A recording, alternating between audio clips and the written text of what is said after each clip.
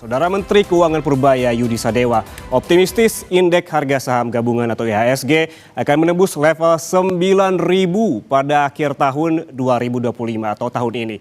Bukan hanya itu, ia juga memprediksi dalam 10 tahun ke depan IHSG bisa mencapai 32.000. Purbaya mengungkapkan proyeksi ini adalah hasil pengamatan tren pasar modal dan siklus bisnis selama beberapa dekade terakhir. Mantan Ketua LPS ini juga menambahkan proyeksinya mengacu pada tren historis yang memperlihatkan bahwa IHSG dapat tumbuh 4 hingga 5 kali lipat dalam satu siklus bisnis. Meski demikian, Purbaya juga tidak menafikan adanya saham gorengan yang dapat mengganggu kinerja indeks dalam jangka panjang karena kenaikan artifisial. Namun Menteri Keuangan optimistis karena banyaknya saham fundamental bagus dengan kapitalisasi pasar yang besar.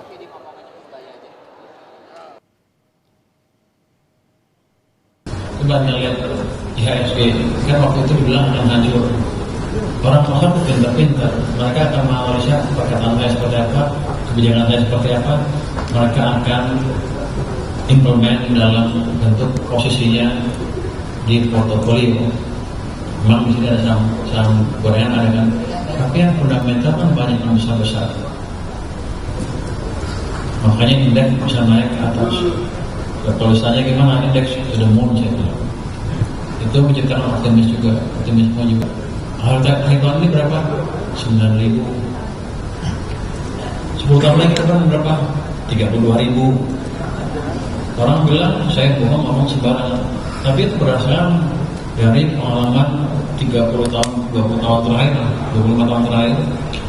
Dimulai awal siklus bisnis sampai di belakang di akhir siklus bisnis. Kemudian sekitar 4 sampai 5 kali terjadi seperti itu terus. Jadi saya pikir behavioral system nggak berubah kira-kira segitu. Jadi saya tempat mandi bukan apa bukan. Itu hitungan ekonomi yang ada persamaan matematiknya. Ya, meski demikian, sejak Purbaya dilantik menjadi Menteri Keuangan, IHSG terpantau volatil atau naik turun. Lalu apakah bisa tercapai target level IHSG sentuh 9.000 pada akhir tahun ini? Kita lihat wall data berikut ini, saudara. Di mana ada pada penutupan bursa Jumat 4 September tahun 2025, kurang dari sepekan dari pelantikan Purbaya, IHSG berada di level 7.800 dan 7.766 maksud saya di 8 September yang sebelah kiri Anda.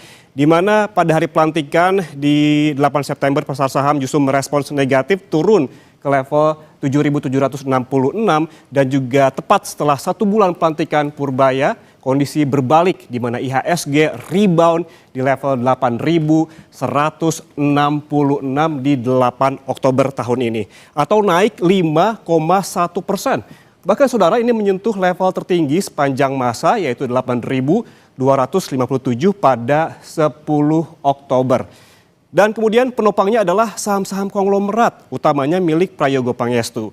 IHSG kembali menyentuh rekor tertinggi pada 23 Oktober di level 8.274. Kemudian pada penutupan bursa Jumat pekan lalu IHSG turun tipis ke level 8.163. Lalu sebetulnya saudara ini seberapa besar pengaruh emiten-emiten milik Prayogo Pangestu terhadap naik turunnya IHSG selama sebulan terakhir? Kita lihat data selanjutnya.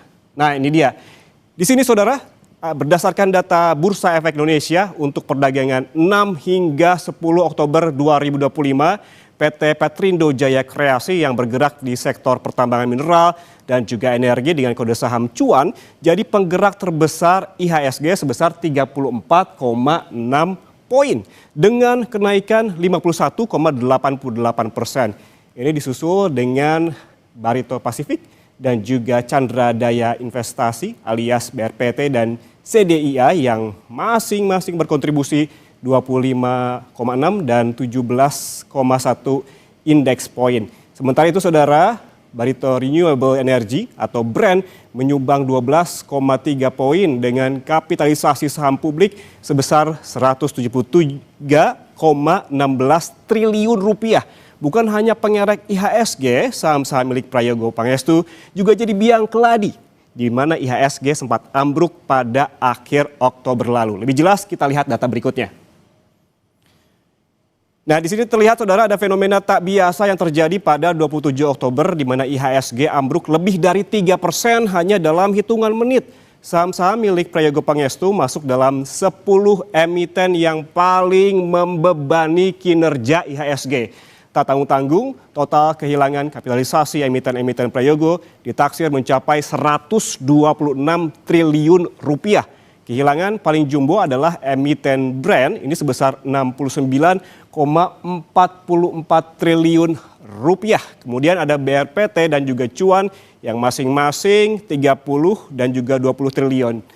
Dan selanjutnya ada juga PTRO, CDIA dan TPIA dengan masing-masing hilang di bawah 3 triliun rupiah.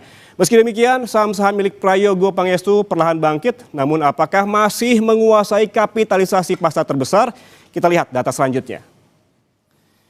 Ya, jawabannya adalah masih. Data dari Bursa Efek Indonesia, market cap terbesar masih diduduki oleh brand sebesar 1046,88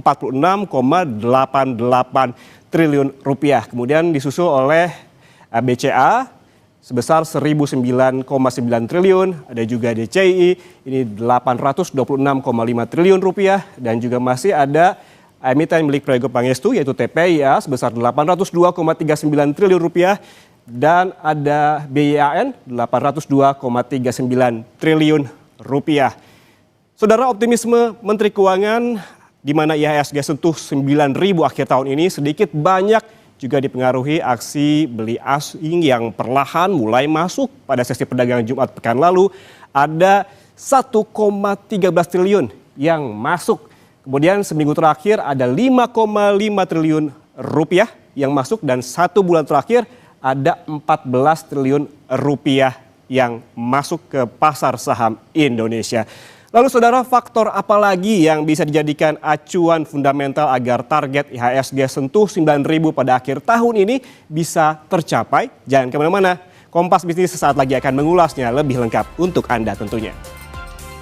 Saudara, target Menteri Keuangan Purbayayudi Sadewa IHSG to the moon, yaitu 9.000 pada akhir tahun 2025. Apakah bisa tercapai jika melihat faktor domestik dan juga global? Kita langsung bahas bersama senior research analis Panin Sekuritas, Akil Triadi. Selamat pagi Mas Akil.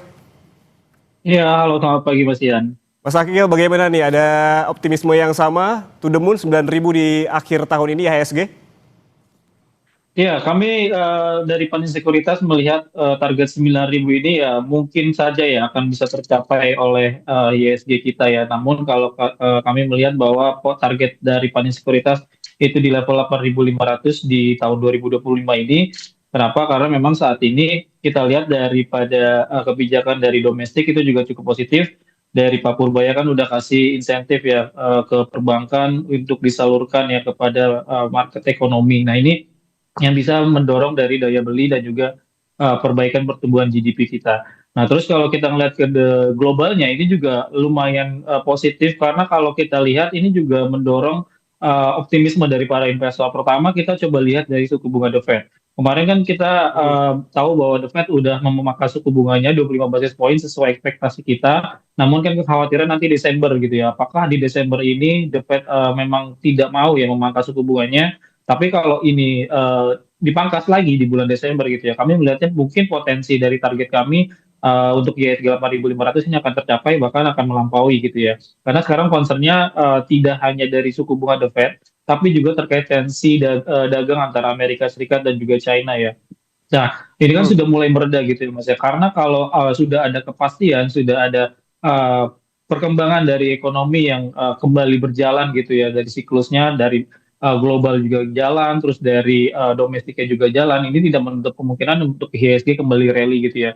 Karena apalagi kalau kita bahas juga secara beberapa waktu lalu, saham-saham fundamental yang memang sudah teruji kayak big caps-nya banks gitu ya, BCA, BMRI, Telkom, dan lain-lain itu sempat terkoreksi karena dari para investor sendiri fokusnya kepada saham-saham konglomerasi. Nah, sekarang ini sudah mulai berbalik gitu ya, mereka melihat oh saham-saham fundamental nih udah mulai murah gitu ya dengan Hmm. valuasi sekarang gitu. Jadi kita lihat juga ada inflow asing ke saham-saham yang punya market cap yang cukup besar dan punya fundamental yang sudah teruji gitu ya dalam bahkan beberapa tahun terakhir gitu. Oke, kita lihat secara domestik tadi disebutkan oleh Mas Akil terkait dengan insentif yang diberikan oleh Pak Purbaya. Kemudian sebetulnya apalagi sih ekosistem yang bisa mendukung target ini bisa tercapai terutama di bursa saham? Iya, tadi kita sudah sebutkan ya selain di domestik, lalu juga ada tadi di globalnya dari The Fed, terus juga dari sisi perang dagang antara Amerika Serikat dan juga China ini sudah mulai mereda itu yang akan mendorong dari ISG kita. Apalagi kalau kita lihat di tahun 2026 kan ini juga masih ada potensi untuk dari The Fed bahkan juga Bank Indonesia untuk kembali memangkas suku bunganya mereka. Nah, biasanya kalau suku bunga itu dipangkas, ini tahunnya akan cukup positif banget Mas untuk kepada apa ya investor melihat oh ini akan ada perkembangan dari perusahaan-perusahaan untuk bisa melakukan ekspansi karena biaya dananya murah untuk mereka ngajuin kredit juga akan lebih ekspansif nantinya kalau suku bunganya rendah gitu ya. Nah, kita ngelihatnya ketika dari optimisme itu hadir dari para pemangku kebijakan, ini akan mendorong pergerakan IHSG kita ya at least dalam sampai nanti Desember itu akan lebih positif dibandingkan pada beberapa tahun belakangan yang kita lihat gerakannya agak cukup flat dan bahkan Oke, kalau kita bicarakan IHSG kita sudah mulai all time high ya gitu ya beberapa kali all time high dan apalagi kalau kita bicara Desember gitu ya harapan dari para hmm, investor biasanya adalah window dressing. Nah, harapannya adalah ketika di akhir-akhir tahun itu adanya perbaikan kinerja keuangan di kuartal keempat biasanya dari emiten. Dan kalau kita lihat juga dari Pak Purbaya kan juga menegaskan gitu ya kepada para eh, apa namanya pemimpin daerah untuk mengeluarkan budgeting mereka untuk mengeluarkan supaya perputaran ekonominya jalan gitu ya. Nah, ini kan sebenarnya juga menjadi positif untuk daya belinya kita akan kembali bergeliat gitu ya. Kalau kita lihat dengan adanya hal-hal seperti itu, kebijakan yang lebih tegas, ini investor pasti akan suka. Namun hmm, terkait dengan kebijakan dari Pak Purbaya ya terkait untuk memberikan insentif kepada perbankan 200 triliun itu terus juga yang kita khawatirkan adalah dalam beberapa tahun ke depan ini terkait dengan NPL gitu ya ataupun juga kredit macet ketika kita sudah gelontorkan dana untuk memudahkan mengajukan kredit ataupun juga dananya sudah diberikan ke likuiditas pasar khawatirnya adalah terkait dengan NPL gimana nih nanti kalau hmm. gencar-gencaran gitu ya melakukan ekspansi ke perbankan. Tapi Oke. kalau kita lihat secara jangka pendek dan menengah harusnya sih masih positif, Mas.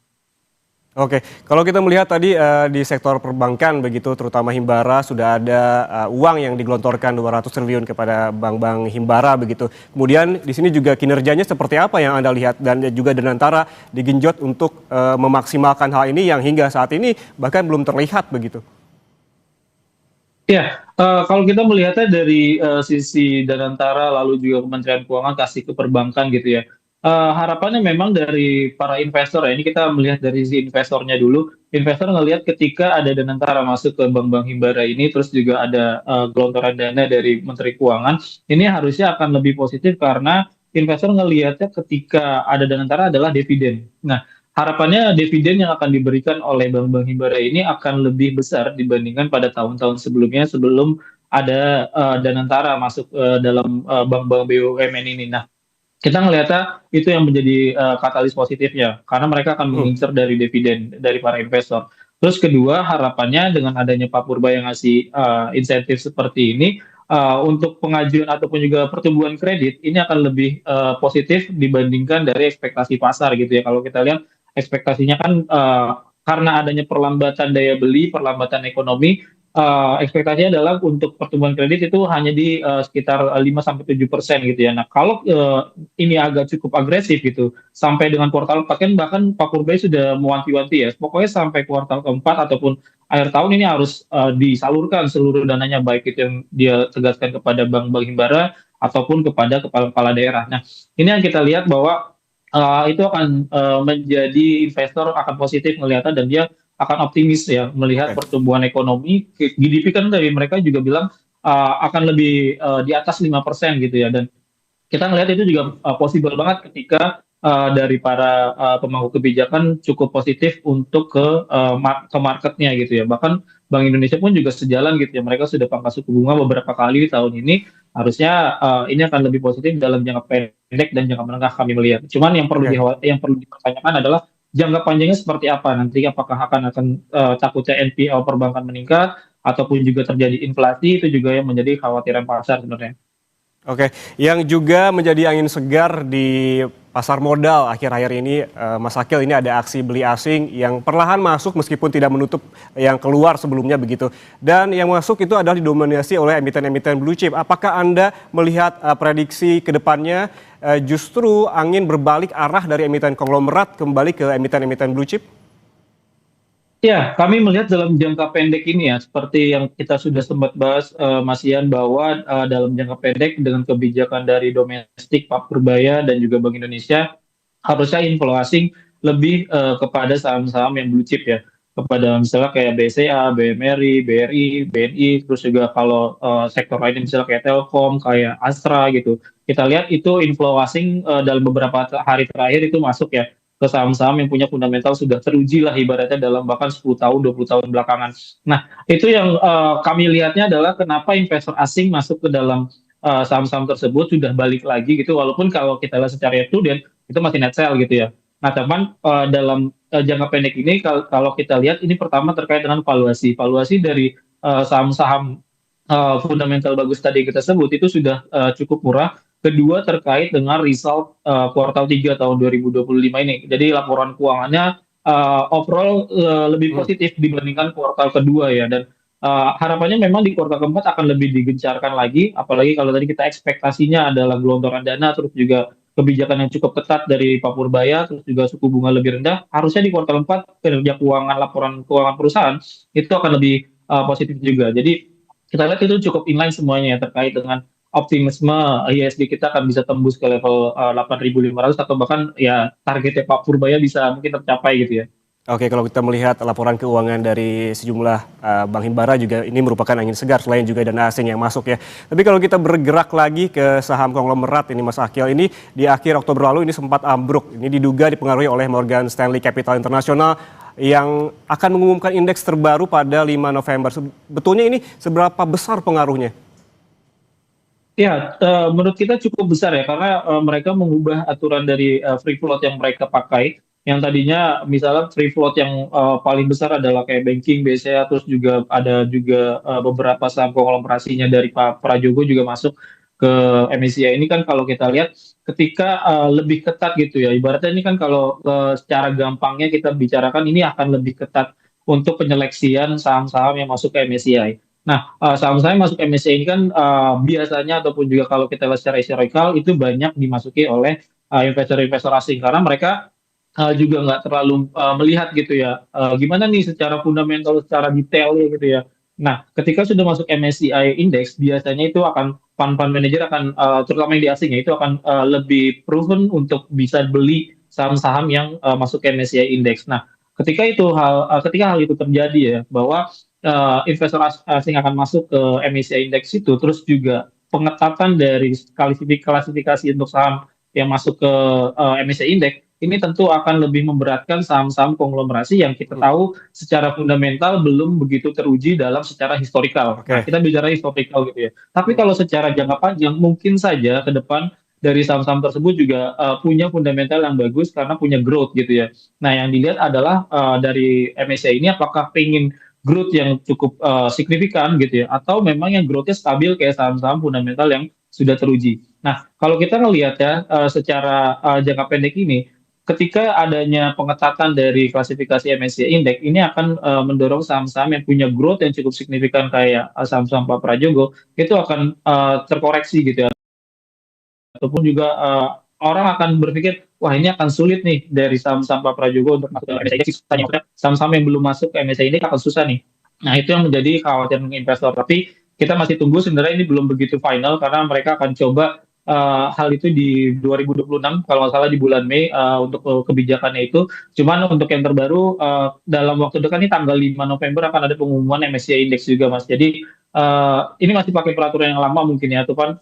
Ini akan menjadi salah satu pendorong juga, salah satu sahamnya Pak Prajogo itu brand yang Oke. memang digadang-gadang akan masuk ke MSCI Index global gitu ya. Oke. Ini yang akan kita cermati tanggal 5 November nanti. Oke, Mas Akil, berarti artinya menurut Anda dalam jangka waktu dekat, paling tidak hingga Desember tahun 2025, emiten konglomerat ini tidak akan uptrend lagi begitu seperti sebelumnya. Karena kita kalau melihat historis di bulan Oktober, justru emiten-emiten konglomerat lah yang menjadi penopang IHSG. Iya, betul. Jadi kalau kita lihat dengan adanya sentimen MSCI free float ini dirubah gitu ya, harusnya investor akan lebih sedikit khawatir gitu ya. Cuman nanti kita akan lihat di tanggal 5 November ini ketika ada saham baru yang masuk, yang memang yang digadang-gadang itu ada brand dan juga BRMS ya. Kalau itu bisa benar masuk sesuai ekspektasi pasar, harusnya bisa sedikit menggerakkan saham-saham konglomerasi itu. Namun kalau ternyata brand yang nggak masuk gitu ya, ekspektasi pasar akan melihat, oh berarti emang udah susah nih, akan lebih ketat lagi nih untuk penyeleksian dari MSCI Index. Nah, jadi kalau kita lihat ini tergantung ya untuk di tanggal 5 November nanti untuk pengumuman MSCI Index-nya apakah saham Vapro juga ini bisa masuk ke MSCI Index Global. Tapi kalau nantinya nggak masuk, ya kami melihatnya ini akan lebih berat ya untuk IHSG ke 8.500 karena sekarang kan pendorongnya ada dua gitu ya Mas ya. Bisa dari saham konglomerasi ataupun juga dari saham punya fundamental kuat seperti bank banking gitu ya. Nah itu yang Ini bisa. yang patut diantisipasi oleh investor ya, terutama retail yang memegang saham-saham Betul. konglomerat ini. Terutama ini apa yang direkomendasikan? Wait and see dulu hingga 5 November nanti atau seperti apa, Mas Akil? Ya, untuk saham-saham konglomerasi kita lihat lebih ke wait and see ya, karena juga dari pergerakannya menjelang biasanya ya ketika ada pengumuman MSCI Index itu akan lebih flat pergerakan dari saham-saham tersebut. Ini yang bisa mendorong bahwa investor juga akan ragu-ragu nih, ini apakah emang masuk atau tidak gitu ya. Jadi kalau kita ngelihatnya sih investor akan lebih menunggu dulu sampai nanti tanggal 5 November ketika pengumuman, otomatis ketika dia masuk ke dalam MSCI Index sahamnya akan menaik ya untuk naik signifikan kalau kita lihat itu seperti itu. Oke, baik, secara global tadi sempat disinggung sedikit oleh Mas Akil terkait dengan The Fed yang memangkas suku bunganya 25 basis point. Kemudian ada sentimen global lainnya seperti perang dagang Amerika Serikat Tiongkok yang berakhir, ada konflik Timur Tengah yang masih terus berlanjut. Sebetulnya sentimen apalagi yang mungkin menguntungkan dan mana yang harus diantisipasi untuk mengerek IHSG paling tidak dalam jangka waktu dekat hingga Desember tahun ini? Ya, kita melihatnya untuk di global ya, ini yang paling mendorong adalah terkait suku bunga The Fed. Yang pertama yang memang akan lebih apa ya maksudnya akan lebih terdampak ya kepada ISG kita. Ketika suku bunga The Fed di bulan Desember ini dipangkas gitu ya, ini akan lebih positif ke market kita. Namun karena ada beberapa statement dari pemerintahan Amerika Serikat dan juga dari The Fed mengatakan bahwa di Desember ini belum tentu akan ada pemangkasan suku bunga. Nah ini yang menjadi wait and see lagi nih dari para pelaku pasar. Nah yang kedua adalah terkait dengan shutdown-nya dari Amerika Serikat ya kan. Kemarin pas lagi shutdown itu kan ekspektasinya hanya 2 minggu gitu ya. Cuman ini sudah sebulan lebih bahkan ya untuk shutdown di Amerika Serikat ini masih berlanjut. Karena ketika ada shutdown ini, beberapa data tuh nggak bisa kita lihat gitu ya, kayak data tenaga kerja yang biasanya imply kepada kebijakan pemangkasan suku bunga The Fed. Jadi The Fed tuh nggak bisa ngelihat, oh ini ekonomi lagi oke nih atau data tenaga kerja lagi oke gitu ya, karena sekarang lagi di shutdown, data-data tersebut harus ditunda gitu untuk perilisannya. Nah, ini yang menjadi salah satu kekhawatiran dari para investor ketika shutdown ini belum bisa eh, apa namanya dibuka kembali ya oleh Presiden Amerika Serikat.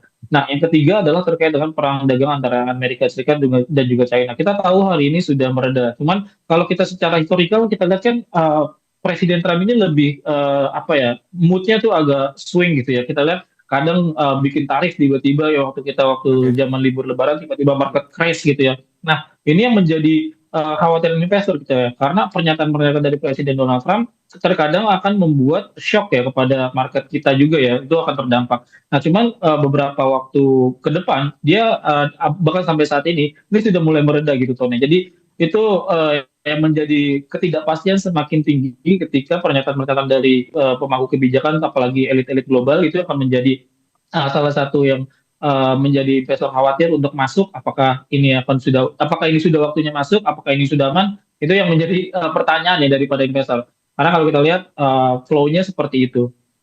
Oke, kalau kita mengandai-andai ya, jika memang sesuai target 9.000 di akhir tahun itu harapan yang memang menyenangkan bagi para investor. Bagaimana kebalikannya jika memang tidak sesuai target 9.000 di akhir tahun ini, apa kemudian yang akan terjadi? Bagaimana pengaruhnya terhadap pasar saham Indonesia dan juga bagaimana trust ataupun kepercayaan para pemegang saham di Bursa Efek Indonesia?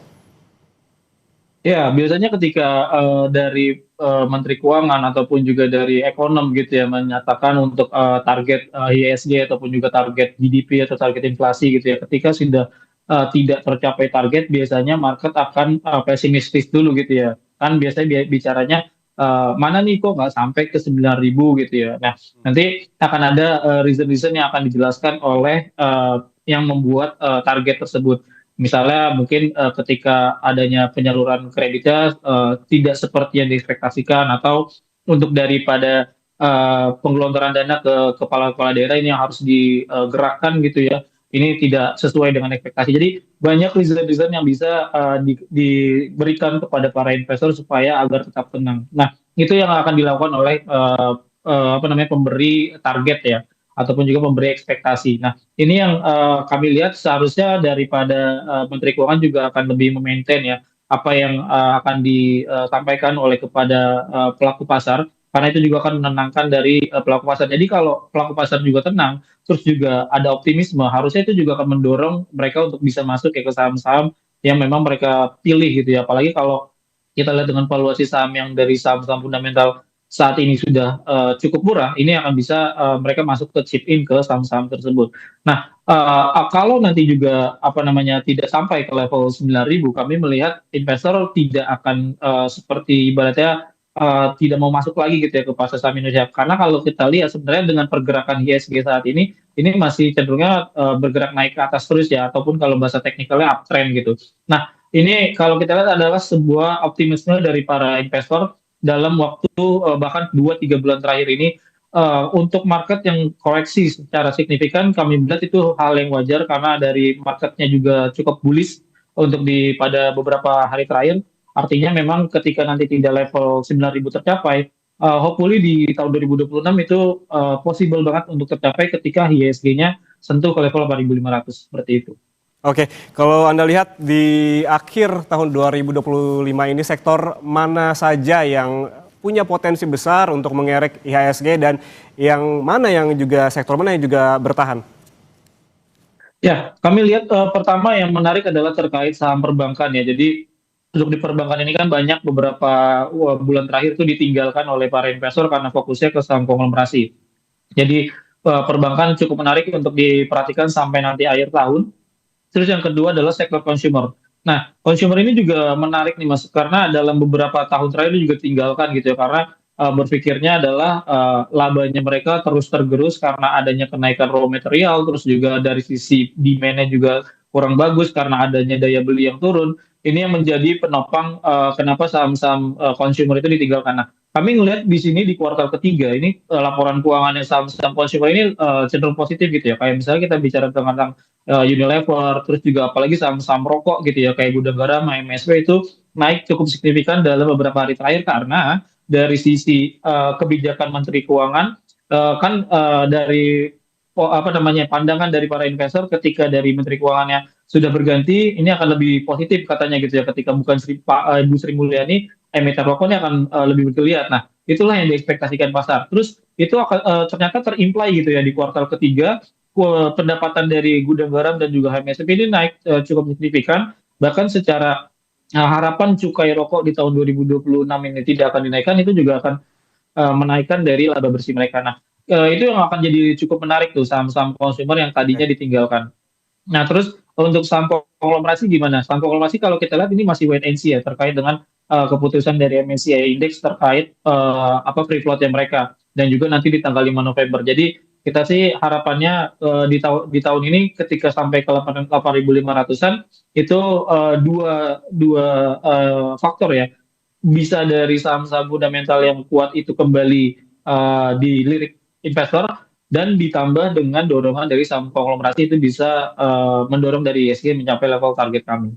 Oke, terakhir Mas Akil, kalau kita lihat selama 1 bulan lebih sejak pelantikan dari Pak Purbaya, Anda melihat ataupun menganalisa seperti apa IHSG? Kita tahu volatilitasnya cukup tinggi, sempat ambruk, juga sempat all time high begitu hingga hari ini. Seperti apa pandangan dan juga analisis Anda? Ya, kalau kita lihat kenapa IHSG pas lagi Pak Purbaya dilantik gitu ya, karena ada investor yang berpandangan bahwa ini akan tidak stabil gitu ya, karena dari Menteri Keuangan yang kita tahu dalam beberapa periode presiden berganti masih terus Bu Sri Mulyani gitu ya, tiba-tiba diganti itu karena itu terjadi shock ya pada pergantian kabinet ataupun juga pergantian Menteri Keuangan kemarin. Nah, cuman hebatnya adalah dengan adanya pergantian itu, Pak Purbaya ini memberikan statement-statement yang cukup optimis, yang lebih pro kepada growth gitu ya, pertumbuhan yang signifikan, target 8% bahkan dia canangkan juga di beberapa tahun mendatang, dan target tahun ini pun juga cukup optimis ya menurut kita, ada di level di atas level 5% itu lumayan optimis dari Pak Purbaya. Jadi kita lihat dengan optimisme itu tinggal kita melihat apakah real yang diekspektasikan oleh Menteri Keuangan kita yang baru. Kalau itu memang inline ya dengan apa yang diekspektasikan oleh Pak Purbaya, harusnya market juga akan senang gitu. GDP-nya oke, inflasi terjaga, rupiah kita juga terjaga, harusnya dari sisi market akan happy gitu. Nah, karena memang yang digembor-gemborkan oleh Menteri Pak Purbaya juga sebenarnya juga positif gitu ya, pro growth gitu. Orang juga suka dengan adanya growth yang misalnya double digit ataupun juga penguatan dari harga sahamnya juga signifikan gitu. Ini investor juga akan suka karena dibanding dia taruh dananya di yang lebih fixed income gitu, yang lebih mungkin levelnya 6% sampai 7% yieldnya, kenapa enggak saya taruh di saham gitu ya, karena posisi dari ekonominya juga akan potensi untuk bertumbuh lebih dari ekspektasi. Jadi kita melihatnya selama sebulan terakhir memang cukup volatile karena tadi ya, pertama terkait dengan pergantian Bu Sri Mulyani shock gitu ya, terus Pak Purbaya memperbaikinya dengan statement-statement yang lebih banyak pertumbuhan yang akan dicapai gitu ya. Oke, optimisme tetap ada dan juga target 9.000 IHSG di akhir tahun ini juga ya kurang lebih masih memungkinkan untuk dicapai dengan beragam faktor-faktor, tentunya sentimen-sentimen yang juga mendukung di dalam Bursa Efek Indonesia. Terima kasih atas waktunya bersama kami di Kompas Bisnis, analis Panin Sekuritas Akil Triadi. Sehat selalu.